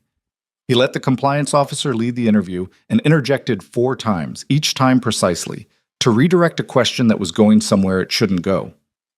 The compliance officer asked Liam about his presence in the basement archive area. Liam confirmed that he had been in that area on several occasions during his shift. He said he had legitimate access to that section of the building. He confirmed that he had not removed any documents or materials. He said nothing about photographs. The officer asked about his relationship with the patient in room 19 East Wing. Liam said they had spoken on a number of occasions during the course of his duties. He said this was not unusual. The night shift was quiet, and brief interactions with patients who were awake were common. The officer asked whether Liam had shared any patient information with external parties. Dennis interjected before Liam could answer and said the question as framed was overbroad. The officer rephrased. Liam said he had not shared confidential patient medical information with anyone. This was technically true. The documents he had shared with Claire were institutional administrative records, not medical files. Liam had thought carefully about this distinction. They were done in 45 minutes. Dennis walked Liam to the parking lot and said, "They didn't have anything. They were fishing. If they fire you over this interview, you'll have a wrongful termination case that would cost them more than it's worth." He finished his coffee. "What's happening Wednesday?" Injunction hearing. The patient's attorney is asking the court to freeze a trust executive's authority pending investigation of financial misconduct. Dennis looked at him over the empty coffee cup. "And you're in the middle of this because I found the documents." "Right." He crumpled the cup. "Stay low until Wednesday. Don't go anywhere in that building. You don't have to be." Whoosh. Liam was moved to the West Wing on Monday afternoon. The West Wing was older, less polished, and housed general medical and post-surgical recovery wards. It smelled more like a hospital. The corridors were longer and the lighting was harsher, and nobody had paid extra to make the air smell like anything. He did his job. He cleaned. He moved through his section at the pace he'd developed over 2 years, efficient and quiet, and he thought about Victoria on the other side of the building in her warm-walled room, and about what was happening outside the building in Claire's 40 miles away office, and about Noah at home probably watching something about railways. On Tuesday night, one day before the hearing, Victoria found a way to reach him. She had a tablet that was connected to her personal data plan, not the hospital network, and she sent him a message through an encrypted app that Claire had recommended they both install. The message was brief. "Webb came to my room this afternoon with 2 members of the clinical team. He told me they were conducting an unscheduled evaluation due to a notation in my chart about increased psychological distress. There was no such notation. I know because I've been quietly accessing my own chart through my patient rights portal, and I would have seen it. He's manufacturing records." A pause in the message thread, then, "He's going to file something before Wednesday." Liam typed back. "Does Claire know? Calling her now. What do you need from me?" A longer pause, then, "Nothing right now. Just stay close." He read that last message a few times. Then he set his phone back in his pocket and kept working. Nkit. Claire called Liam at 7 the next morning, Wednesday, the day of the hearing. Webb filed an emergency clinical notation yesterday evening, she said. It's been added to Victoria's record. It describes a significant deterioration in her psychological and neurological status over the last 3 weeks. It recommends immediate suspension of patient autonomy decisions pending full reassessment. Liam's jaw tightened. Can he do that? He did it. Whether it holds up is what this morning is about. A pause. The judge has the filing. Our attorney is arguing right now that the filing is retaliatory and fabricated. We've submitted the timeline. The notation appeared within 48 hours of our injunction request, which is not a coincidence anyone can argue with a straight face. Another pause. I need you to understand something, Liam. If the judge accepts Webb's filing as valid, even temporarily, it changes Victoria's legal status in a way that's difficult to undo quickly. Forsyth's attorneys can use it to argue she's not competent to have authorized our filing in the first place. Can they succeed with that? They can try. We're fighting it. But the next 6 hours are significant. He went to Noah's school, dropped him off, drove to a diner near the hospital, and ordered breakfast he barely touched. He sat by the window and watched the morning street and waited. At 10:18, Claire called. The injunction was granted, she said. He could hear something in her voice. Not triumph exactly, more like the release of sustained pressure. The judge found sufficient grounds to freeze Forsyth's trust authority for 60 days pending investigation. Webb's emergency notation was flagged as procedurally irregular and has been referred to the medical board for independent review. A pause. It's not over. 60 days is a window, not a resolution. But Forsyth cannot act through the trust while the freeze is in place, and he cannot file the capacity assessment without court oversight. Liam pressed his hand flat on the diner table, exhaled slowly. What happens now? Now the investigation begins. Financial forensics, formal discovery, and... Liam, I've been in contact with the State Financial Crimes Unit since Sunday. They've opened a preliminary inquiry into the trust accounting. Her voice was careful. This is going to get significantly more public very quickly. Forsyth is going to understand that containment is no longer possible. And Victoria? Victoria is still in that building, and until this is fully resolved, she is still, technically, in a vulnerable position. The injunction protects her legal autonomy. It doesn't physically protect her from people who have access to her daily care. He thought about that for a moment. She needs to not be in that building. She's been my patient at Mercy General for 8 months, and transferring her requires authorization from Webb, Liam said. Yes. He sat back. What if she doesn't transfer? What if she discharges herself? She has the right. A pause. Self-discharge against medical advice is within her rights, yes. Webb could formally object, which goes on the record, but he can't physically prevent her from leaving. Does she need a medical destination? Can she discharge to home care? With appropriate arrangements, yes. Then let's make the arrangements. Another pause. Longer. You're suggesting she discharge herself today. I'm suggesting she not spend another night in a building where the medical director is manufacturing records about her condition. He kept his voice level. Claire, is there any actual clinical reason she can't discharge to a home care environment with appropriate medical support? The question of whether she needs inpatient rehabilitation at this level has been compromised by what we've found about the program she's been receiving. A pause. Medically, the honest answer is we don't actually know what she needs because she's never been properly assessed. Then let's get her properly assessed somewhere that isn't controlled by the people who've been managing her for 25 years. A silence that felt like calculation. I'll call Victoria, Claire said. Well, Victoria discharged herself from Mercy General Hospital at 2:45 that afternoon. It was not elegant. It was not smooth. Webb was notified per protocol when she formally initiated the discharge process, and within 20 minutes he was in her room with 2 members of his clinical team and a concerned expression that didn't reach his eyes. Victoria, he said, I strongly advise against this. Your current clinical picture. My current clinical picture, Victoria said, from where she was supervising the packing of her personal items, with the focused calm of someone who had decided exactly how this was going to go, is one that I'm having independently reviewed, as is my right. The notation in your file, is under review by the medical board. She looked at him directly. I know about the filing, Marcus. I know when it was filed and I know why. We both know what the board review is going to find. Webb's expression didn't break. He was a very controlled man, but something shifted in his posture. A slight reorientation, like a person recalculating their position in a room. You're making a serious mistake, he said. I've made many, Victoria said. Most of them involve trusting people who didn't deserve it. I'm working on that. She turned back to her things. You can go. He stood there for another moment. The two clinical team members looked at the floor. Then Webb turned and walked out. Victoria let out a breath. Her hands, Liam noticed from where he was standing in the doorway. He'd come to the East Wing one last time, technically outside his new assigned section, and he was probably going to hear about that. Her hands were not entirely steady as she continued packing. He stepped into the room. Let me get that, he said, taking the heavier bag from the chair. She looked at him.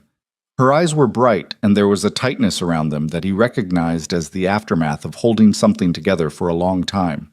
You're supposed to be in the West Wing, she said. I know. You're going to get in trouble. Probably.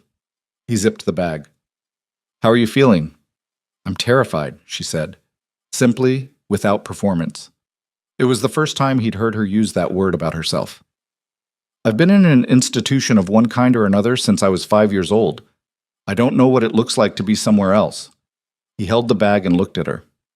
It looks like figuring things out as you go, he said, which you're already doing. She held his gaze for a moment. Then she straightened in her chair. The controlled, precise posture that was so habitual it had become structural, and said, Get the other bag. He got the other bag. They went down in the elevator and out through the main entrance. A car was waiting. Claire had arranged it. The afternoon was gray and cool, with the thick, low sky of a city that might rain but hadn't decided yet. Victoria stopped in the entrance alcove and looked at the parking lot and the street beyond it, and the ordinary movement of a Tuesday afternoon in a city that had no idea what had just happened inside this building. I've been looking at that through a window for 8 months, she said very quietly. Liam stood beside her. He didn't say anything. After a moment, she moved forward through the automatic doors out into the open air. She went to a private residence that Claire had arranged, a secured rental in a different part of the city with medical-grade accessibility features that had been set up in the previous 48 hours by a logistics team working off Claire's direction. It wasn't Victoria's own home.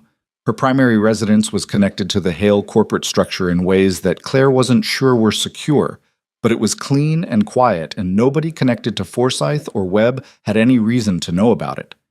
Liam drove her there. That was not a professional decision.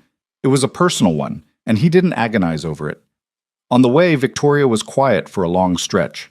The city moved past the windows. Then she said, Tell me about Noah's mother. Liam glanced at her. Why? Because you know almost everything about me and I know almost nothing about you, and because I think about it sometimes. How you do this alone. He watched the road. Her name is Sarah. We met young, got serious fast. Neither of us was ready for what we turned into when things got hard. When Noah was diagnosed, she tried. For about a year she tried really hard, and then one day she didn't anymore. He paused. I don't think she's a bad person. I think she was someone who discovered that the version of her life she'd imagined wasn't the one she was living, and she didn't know how to adjust to that. That must have been very lonely. It was. For a while. He thought about it. Then it just became life. You stop comparing it to what you thought it was going to be, and you just live the version you have. Victoria was quiet for a moment. I've been doing that in reverse, she said, accepting the version I was told I had, not considering there might be another one. There might be, Liam said carefully. Birch thinks so. Yeah. Have you thought about what that means? If his assessment is correct. If the treatment works. Liam had thought about it. He'd thought about it more than he'd let himself fully acknowledge. I think it means your life changes in a way that's going to be hard and painful and take a long time and probably won't look the way you imagine it. That's not a reassuring answer. You didn't ask for reassurance. He glanced at her again. You asked what it means. She looked out the window. I'm afraid to hope for it, she said. I've spent 25 years not hoping for it. It's It's very well defended. That absence of hope. I know. You don't. Not the same thing, he said. But I know what it is to protect yourself from wanting something you don't believe you're going to get. He paused. It works, right up until it doesn't. The car was quiet for a while. When Birch evaluates me, she said, if there's something there, if there's any possibility, I want you to know that I'm going to pursue it, completely, whatever it takes. I know that. I'm not telling you for reassurance. I'm telling you because... She stopped. Tried again. Because you found this. And I want you to know that you didn't find it for nothing. Liam nodded slowly. They didn't speak again until he pulled up to the rental property and got out to help with the bags. Forsyth made his move 3 days later. Liam found out from Claire, who called at 8 in the morning while he was making Noah's lunch. He's filed a counter motion, she said. He's claiming the injunction was obtained through fraudulent misrepresentation, arguing that the documents used to support it were improperly obtained by a non-authorized party, meaning you, and that Victoria was in a compromised psychological state when she authorized our filing. Can he make that stick? The document access argument is thin, and we can defend it. The psychological state argument leans entirely on Webb's discredited notation, which the medical board is already reviewing, but he's also done something else. Her voice dropped a register. He's filed a formal complaint with the hospital's board alleging that Victoria has been manipulated by a hospital employee, again you, and that her discharge and the entire legal action are the product of that manipulation. Liam set down the knife he was using. He's saying I took advantage of a vulnerable patient. He's saying more than that. He's suggesting a financial motive, that you identified a wealthy patient and engineered a relationship for personal gain. The kitchen was very quiet. Noah was in the other room. Liam stared at the cutting board for a moment. He's going to push that angle publicly, Claire continued. If he can get that narrative into the press before our case is visible enough to counter it, it damages both you and Victoria. It frames the entire investigation as a product of bad faith. What does Victoria say? Victoria says, and I'm quoting her directly, "Let him try." A pause. She's not wrong that we can counter it, but I want you prepared for what the next few weeks might look like. This is going to be public. Your name is going to be in stories you didn't ask to be in. Liam thought about that.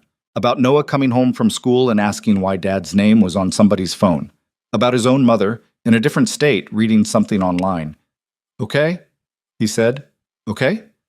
What do you need me to do? A pause. Stay visible, stay credible. Don't do anything that gives his narrative any oxygen. Another pause.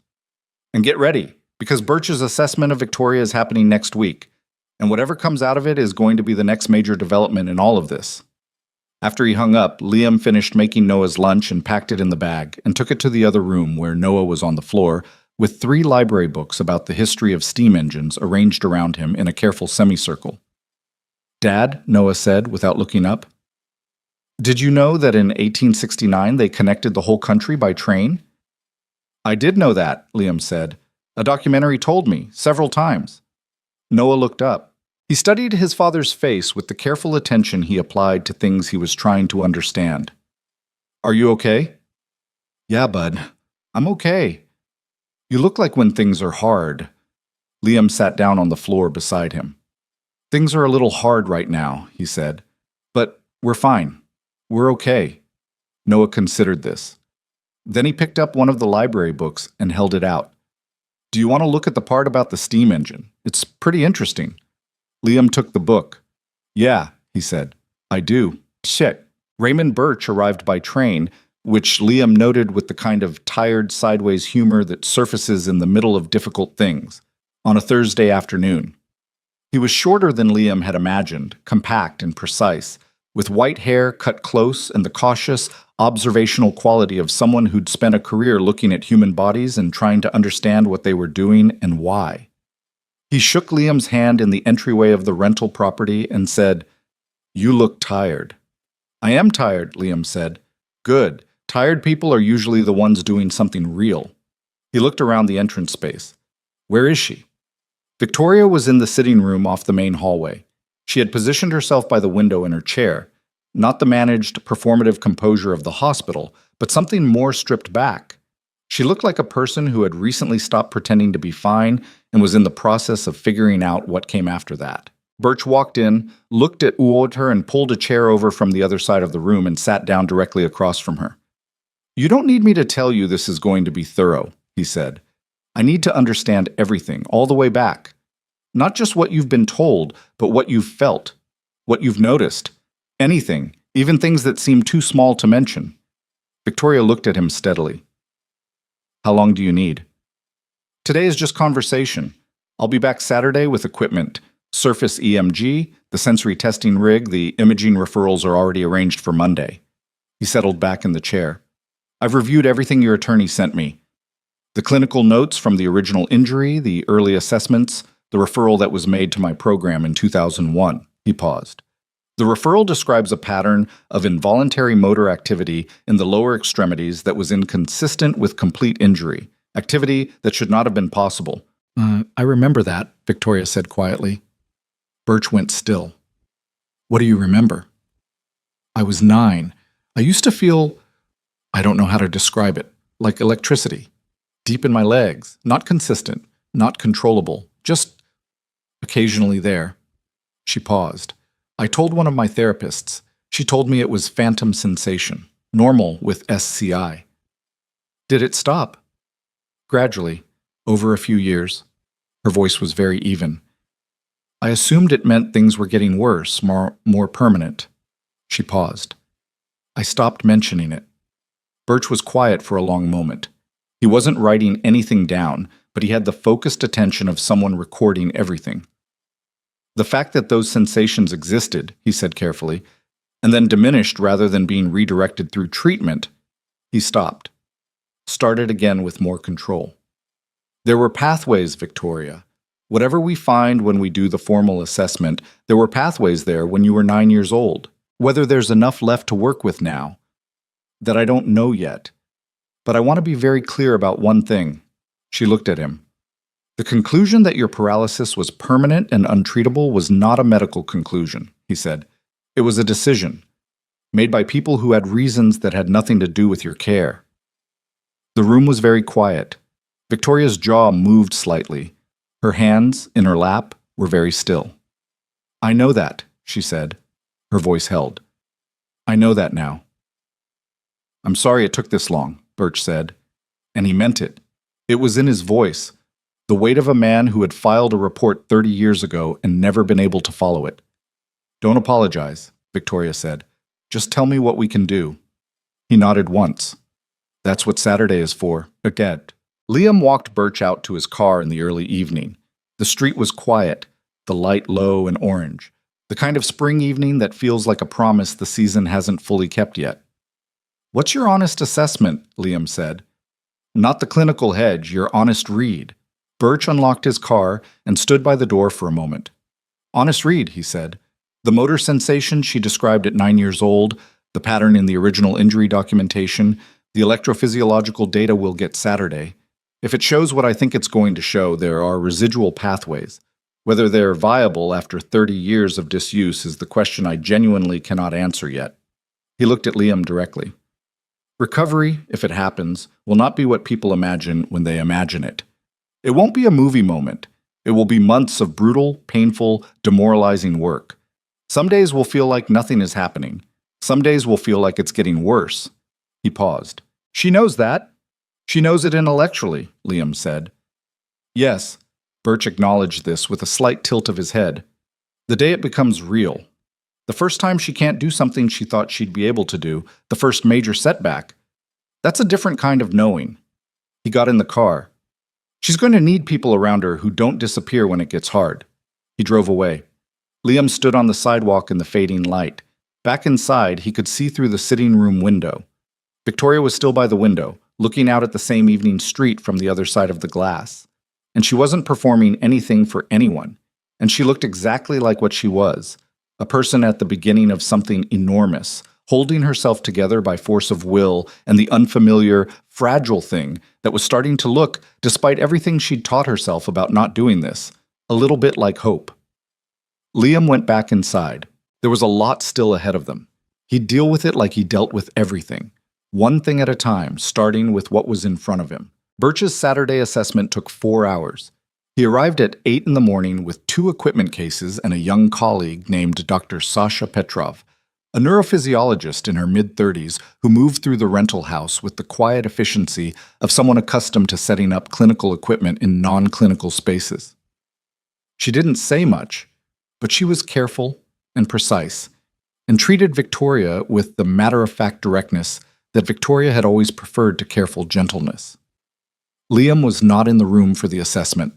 He sat in the kitchen and drank coffee and helped Noah with a school project about state capitals that Noah had remembered at 9 the previous evening, with the specific casual timing children deploy when they want to induce maximum parental stress. They spread a map across the kitchen table, and Noah filled in the blanks while Liam helped him with the ones he missed, and tried not to listen too hard to the sounds from down the hall. It was a long 4 hours. When Birch came to the kitchen doorway, his face was composed in the careful way of a physician who has learned to manage the gap between what he knows and what the person in front of him needs to hear and how. "Noah," Liam said, "why don't you take the map to your room and finish the last column?" Noah picked up the map with the unhurried compliance of a child who has learned to read certain tones in his father's voice. He nodded once to Birch on his way past, with the grave courtesy that strangers sometimes found disconcerting in an 8-year-old. Birch sat down. He put both hands flat on the kitchen table. "There are pathways," he said. Liam's chest did something complicated. "Viable ones." More than I expected, honestly. Sasha's EMG data shows residual activity in 3 muscle groups below the injury level that shouldn't be present in a complete lesion. The sensory testing shows partial preserved function in 2 dermatomes on the left side. He paused. "These aren't strong signals. They're attenuated, thin, like a wire that's been corroded. But they're there. After 30 years, they're there." What does that mean for recovery?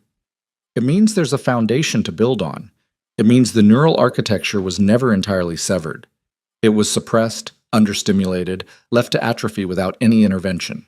The question now is how much function we can restore through intensive rehabilitation, neuromuscular stimulation, and time. He was quiet for a moment. "I want to be honest with you about what intensive means. I'm talking about a program that makes what she experienced at Mercy General look like a wellness retreat, daily sessions, some days twice daily, functional electrical stimulation, weight-bearing programs, aquatic therapy, manual therapy. There will be pain. There will be setbacks that feel like losses.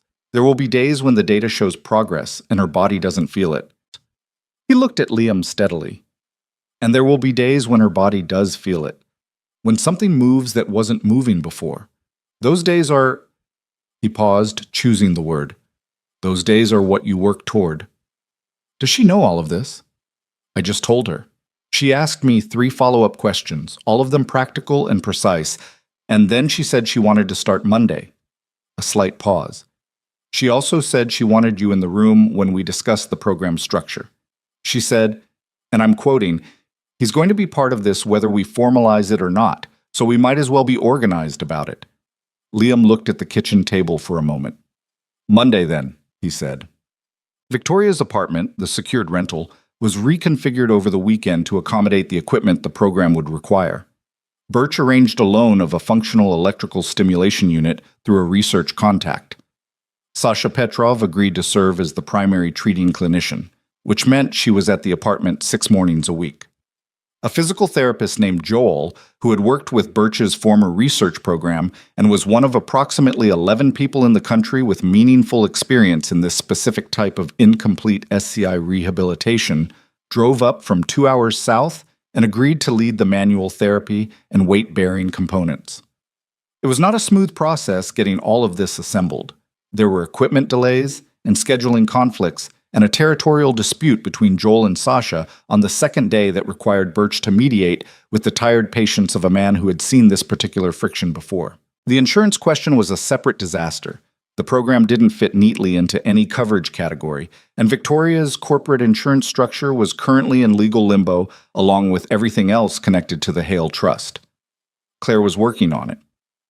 In the meantime, Victoria was paying for it herself from personal liquid assets that were outside the trust's reach. She didn't mention the money. She mentioned the program constantly, asking questions, pushing on timelines, wanting to understand the mechanism behind every intervention in a way that Sasha initially found challenging and then came to appreciate, because a patient who understood why she was doing something was more likely to do it correctly. The first week was primarily assessment and baseline setting. The second week was when the work started in earnest. Liam was there most mornings. He'd taken a 2-week leave from Mercy General. HR had been oddly cooperative about this, which he suspected had something to do with the compliance investigation still being unresolved and the institution not wanting additional exposure. And he used the time to be present in a way that didn't have a formal name. He wasn't a therapist. He wasn't medical staff. He was someone who showed up, who knew when to stay and when to give space, who brought coffee for Sasha and lunch for Noah when his son came along on days when school was out, and who sat with Victoria in the evenings when the day's work had left her wrung out and aching and not particularly interested in performing composure for anyone. Those evenings were their own kind of thing. Not easy, but real. "I hate this," she told him one Thursday night. She was in her chair by the window, her jaw tight with residual pain, her left hand wrapped around a cup of tea she hadn't drunk. The day had gone badly. A session that had been showing progress had plateaued, and Joel had been professionally gentle about it in a way Victoria found more frustrating than directness.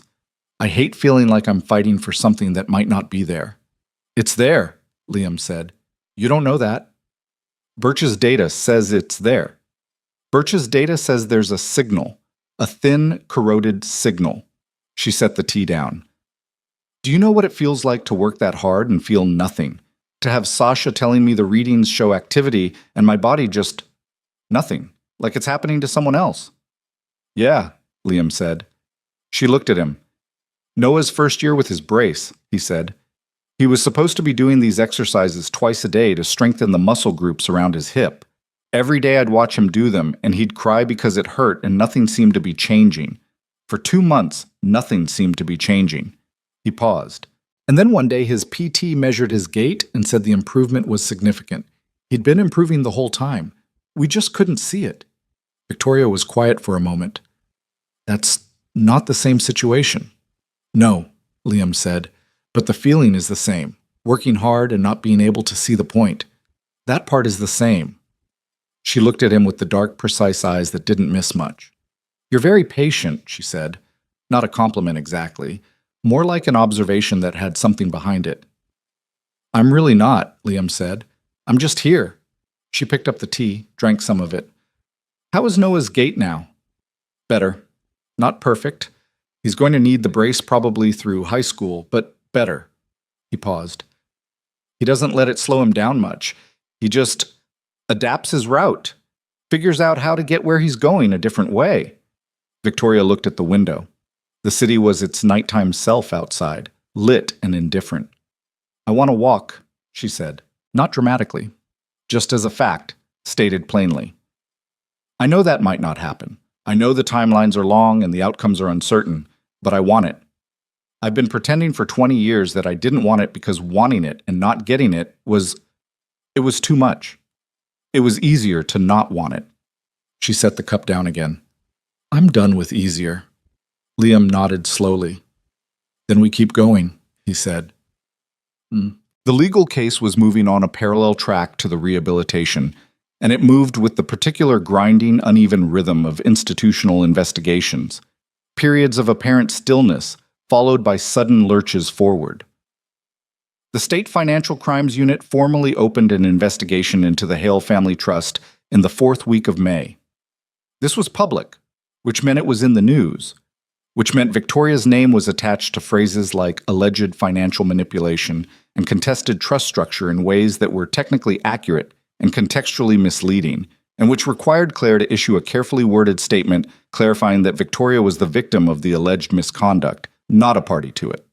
Forsyth's attorneys fought back with considerable force. They filed motions, challenged procedures, questioned document provenance, and maintained at every turn that their client had acted in good faith within the structures established by the late Robert Hale, and that the entire investigation was a product of a coordinated manipulation campaign engineered by a former hospital employee. They were expensive, strategic, and genuinely good at their jobs. Gerald Forsyth himself appeared in one press photograph, taken outside a courthouse, wearing a dark suit and a composed expression that communicated nothing. He looked like what he was, a man who had spent 24 years in boardrooms and knew how to present himself under scrutiny. He had not yet been charged with anything. The investigation was ongoing. Marcus Webb had been placed on administrative leave by Mercy General pending the medical board review. The hospital had issued a statement saying it was cooperating fully with all relevant inquiries, which was the institutional equivalent of covering your face while running. Liam's name was in 2 news articles. The first described him as a hospital maintenance worker who had raised concerns about a patient's care, accurate, stripped of all context.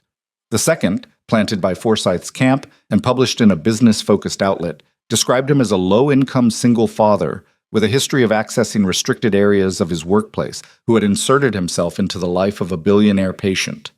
This one included the phrase, questions about motive, without ever specifying what the questions were. He read that one in the parking lot of Noah's school while waiting for pickup. He read it twice. Then he put his phone in his pocket and watched the school doors until Noah came out, listing slightly to the left the way he always did at the end of a long day when his hip was tired. "How was school?" Liam said. "We did fractions," Noah said. "They're not that hard." "Good." Noah studied him as they walked to the car. "Dad, is that bad thing still happening?" "Which bad thing?" "The one that makes you look like that." Liam unlocked the car. "It's still happening, but it's going okay." "Is the lady okay?" "The one you help." Liam looked at his son over the roof of the car. "She's working really hard at something difficult," he said. "She's doing okay." Noah got in the car. "I hope she gets better," he said simply, and put his seatbelt on. Liam got in and sat for a moment before starting the engine. "Me too, bud," he said. The 3rd week of June brought 2 things on the same day. The first, Claire called in the morning with the news that the forensic accounting team had completed their preliminary report on the trust structure, and the findings were, in her word, unambiguous. The layered transactions, the management services agreements, the affiliated entities. When mapped out fully, they showed a systematic extraction of funds from the Hale corporate structure that had been deliberately obscured across multiple accounting periods. The Financial Crimes Unit was moving toward formal charges. Claire estimated 60 to 90 days before an indictment. The second, Victoria called Liam at 3 in the afternoon. He was at the apartment anyway. He'd been working remotely that week, coordinating logistics for a new supply chain in Birch's expanded program. So he was in the kitchen when his phone buzzed and he saw her name. "Come to the therapy room," she said. The therapy room was what they'd started calling the large living space that had been cleared and reconfigured with the parallel bars and the mat table and the FES equipment and all the other machinery of the program. When Liam pushed open the door, he found Sasha standing near the wall with her tablet, Joel positioned at the end of the parallel bars with his arms crossed, and the careful expression of a man trying not to react too visibly to something, and Victoria. Victoria was at the start of the parallel bars, both hands gripping the rails. Weight partially shifted forward. "How long has this been happening?" Liam said. "Don't make it a thing," Victoria said with some difficulty. "I'm not making it a thing." "Your face is making it a thing." "My face is just my face." Sasha from the wall. "The sensory data shifted 6 days ago. We've been doing weight-bearing progression since Monday. Today she wanted to try active weight shift without the harness." Victoria's jaw was set in the way it got when she was working against something. Her arms were taking most of the load, but there was something different in how she was positioned. A slight forward engagement of the hips, an angle in her lower back that hadn't been there before. "I'm not going to walk," she said. "Don't stand there looking like that. I want to shift my weight. I want to feel it." "Okay," Liam said. He moved to the side of the bars and stood there while she worked. It took about 3 minutes of concentrated effort, small adjustments, Sasha quietly calling cues, Joel repositioning slightly at the far end. Victoria's breath was audible, controlled and deliberate, the way it got when she was treating pain like an administrative problem to be managed. And then she shifted her weight forward onto her left leg. Not fully. Not dramatically. A partial weight transfer, maybe 30%. Her hands were still on the rails. Her arms were still working, but her leg took weight.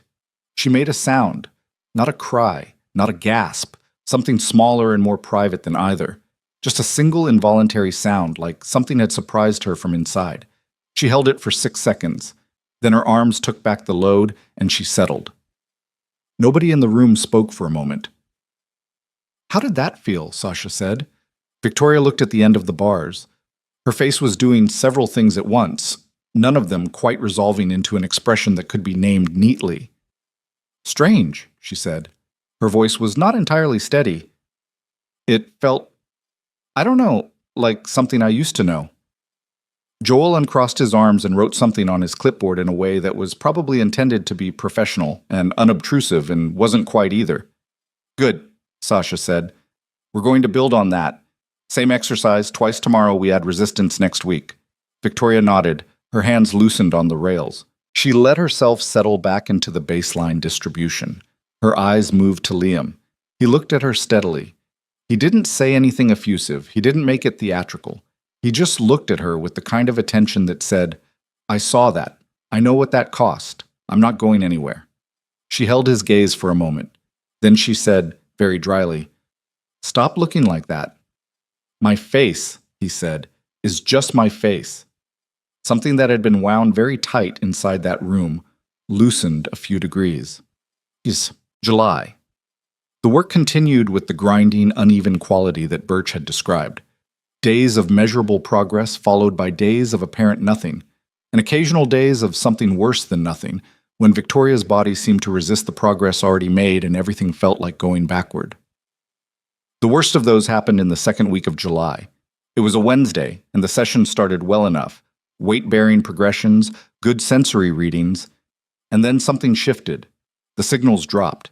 Victoria's left leg refused to respond to the FES cues the way it had been responding for 2 weeks. She worked for 40 minutes on something that had felt within reach and couldn't get back to it. She didn't cry. She wasn't someone who cried easily, and she'd understood from the beginning that this was going to happen. But there was a particular quality to the silence she retreated into afterward. Sitting by the window, not looking at anything, a stillness that was different from her usual self-containment. This one had a hollow center. Liam sat in the room with her and didn't say anything useful for a while. He brought her water. She didn't drink it. He sat in the chair across from her and looked at his hands. "I keep thinking about the sessions at Mercy General," she said eventually. Her voice was flat. "I used to sit in those sessions and feel nothing and tell myself the protocol was appropriate and Webb knew what he was doing, and the entire time—" She stopped. "I wasted 8 months there. I've been wasting 25 years. "You didn't waste anything," Liam said. "I didn't fight hard enough." "You didn't know what you were fighting," he said. "That's different." He looked at her. "You were a 5-year-old kid who got hurt and then spent the next 25 years being managed by people who had decided what your life was going to be. You adapted. You built something extraordinary anyway. That's not waste. It doesn't feel... I know it doesn't feel like that today." He leaned forward with his elbows on his knees. "Today is a bad day. Bad days feel like the whole story. They're not the whole story." She looked at him. Her eyes were dark and tired and not particularly receptive to comfort. "You always know what to say." "I almost never know what to say," he said. "I'm just here long enough for something useful to come out eventually." The ghost of something moved across her face. Not quite a smile. The idea of one. "Liam," she said. "Yeah." A pause. "What is this? What are we doing?" She said it directly and without particular drama. The same way she asked questions in boardrooms, he suspected, wanting the actual answer, not the managed one. He considered it honestly. "I don't know exactly," he said. "I know that I'm here because I want to be here. That the work part of this and the other part of this, I don't know where one ends and the other starts anymore." "Is that a problem for you? Is it a problem for you?" She was quiet for a moment. "I've spent my adult life keeping people at a specific distance," she said. "It was very efficient. Nobody got close enough to see the parts I didn't want seen." Another pause. "You saw them anyway, before I had a chance to manage the distance." "Yeah," he said. "I don't know what to do with that," she said. Simply, without performance. "You don't have to do anything with it right now," he said. "We can just..." He gestured vaguely at the room, at the equipment, at the shared weight of everything that had led them here. "We can just keep doing this." She looked at him for a long moment. "Okay," she said. It wasn't a resolution, it wasn't a declaration. It was just two people in a room with a lot of hard work still ahead of them, deciding to stay in it together. That was enough for now. In August, the indictment came. Gerald Forsyth was formally charged with financial fraud, breach of fiduciary duty, and conspiracy to defraud in connection with his management of the Hale Family Trust. The charges were extensive. Claire's contact at the Financial Crimes Unit told her privately that the full accounting, when it was complete, was likely to reveal a figure north of $600 million extracted from the Hale corporate structure over 24 years. Webb was separately charged with falsification of medical records and professional misconduct. The medical board had completed their review, and their findings were damning. The manufactured notation, the suppressed documentation, the departures from standard clinical practice, all of it was on record now. All of it was public. The day the indictments were announced, Liam was at the apartment when Victoria got the call from Claire. He watched her face as she listened. She was very still, the way she was still when things were large. When she hung up, she sat with her